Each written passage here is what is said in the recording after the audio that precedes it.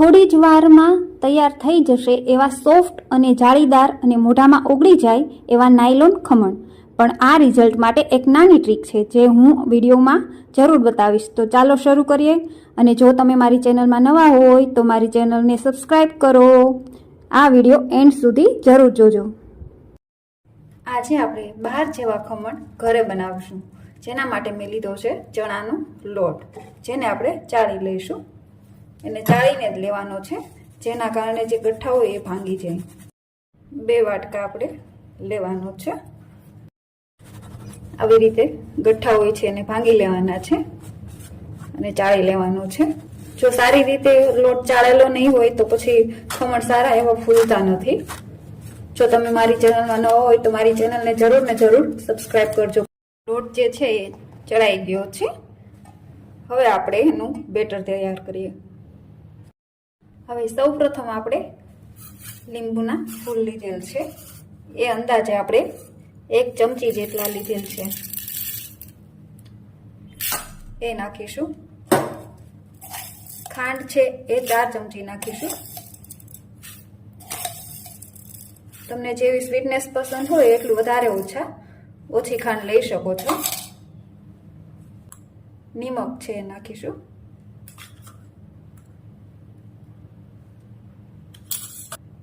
હળદર લેવાની છે એ નાખીશું. થોડી હિંગ નાખીશું. હવે એમાં આપણે પાણી નાખી અને બધું ઓગાળી લેવાનું છે.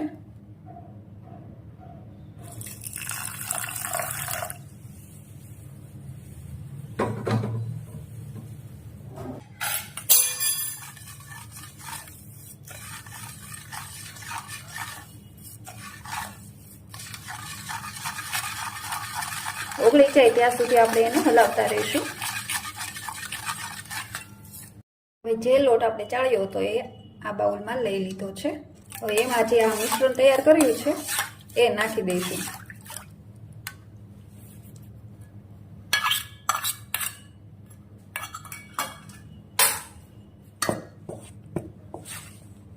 એમાં જરૂર પડે એ પ્રમાણે આપણે ગરમ પાણી એડ કરવાનું છે. ધીમે ધીમે એડ કરતા જઈશું અંદર.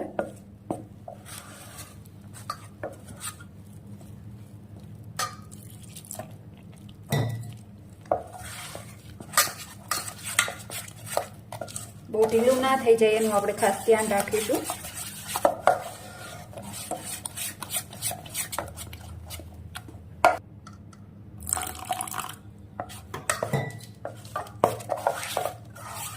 થોડી વાર માટે એને ફેટી લઈશું. આ રીતનું એનું બહુ પતલું પણ નહીં ને બહુ જાડું નહીં એવું આપણે બેટર તૈયાર કરી લઈશું. હવે આપણે એમાં તેલ નાખી દઈશું.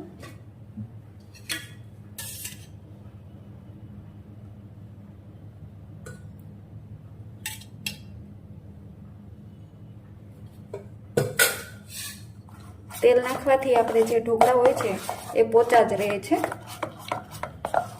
સારી રીતે ફેટી લઈશું. હવે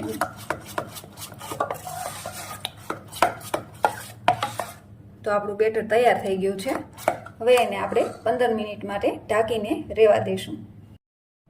હવે બેટર આપણે નાખવા માટે મેં અહીંયા ઢાંકણ લઈ લીધું છે. તમે કોઈ પણ વાસણ લઈ શકો છો.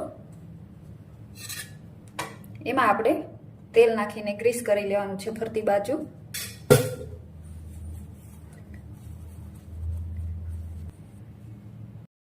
હવે આપણું બેટર એકદમ સરસ થઈ ગયું છે, તમે જોઈ શકો છો. હવે આની અંદર આપણે ઈનો નાખવાનો છે.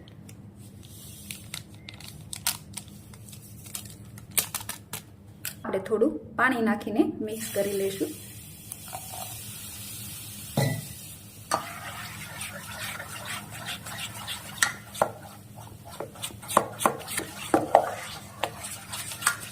બેટરને સારી રીતે આપણે ફેટી લેવાનું છે. તમે જોઈ શકો છો એકદમ હલકું હલકું થઈ ગયું છે બેટર.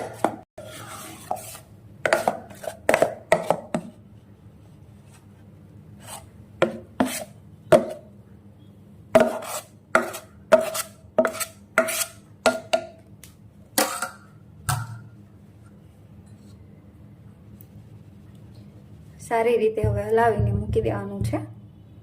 હવે આ રીતે ઇડલી મેકર અથવા તમારી પાસે ઢોકળિયું હોય તો ઢોકળિયું, એમાં આપણે ડીશ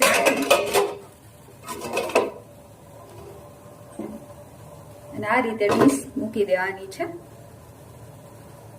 આને આપણે 15 મિનિટ માટે થવા દેવાના છે, ત્યાં સુધી એને ખોલવાનું નથી. તમે જોઈ શકો છો એકદમ ફૂલીને દડા જેવા થયા છે. હવે આપણે ચેક કરી લઈશું કાચા છે કે નહીં. સરસ રીતે બફાઈ ગયા છે. હવે કાઢી લઈએ આપણે એને. હવે આપણે એને થાળીમાં કાઢી લઈશું. તમે જોઈ શકો છો સહેલાઈથી એ નીકળી જાય છે.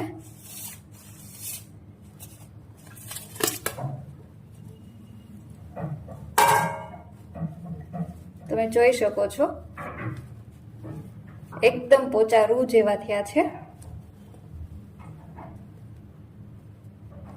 હવે આપણે એને કટ કરી લઈશું.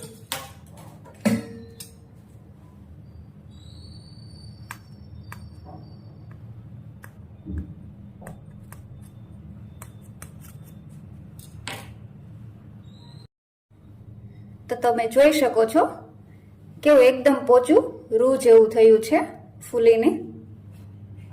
જો તમે આ ટ્રીકથી કરશો ખમણ ઘરે તો ચોક્કસથી સરસ થશે. આપણે દબાવીએ છીએ તો એ ભાંગતું નથી અને એની જે સ્થિતિ હોય એમાં આવી જાય છે. જો તમને મારી આ રેસીપી સારી લાગી હોય તો જરૂર ને જરૂર સબસ્ક્રાઇબ કરો પ્લીઝ. હવે એને સારી રીતે આપણે કટ કરી લેશું.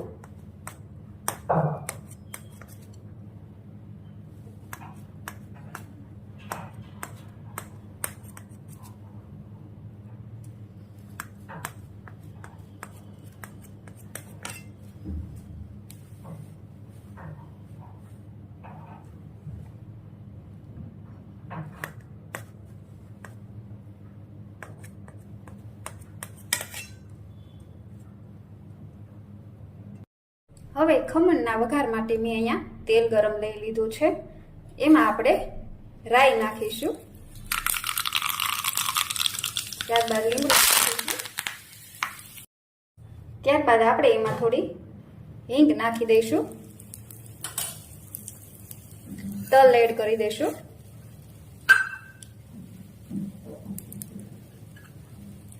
ને મરચા છે એ નાખી દઈશું. હવે આ વઘાર આપણે ખમણ માથે રેડી દઈશું.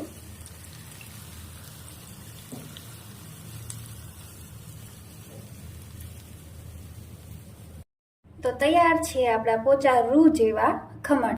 જો તમને મારી આ રેસીપી સારી લાગી હોય તો મારી ચેનલને સબસ્ક્રાઇબ કરો, લાઈક કરો અને શેર કરો.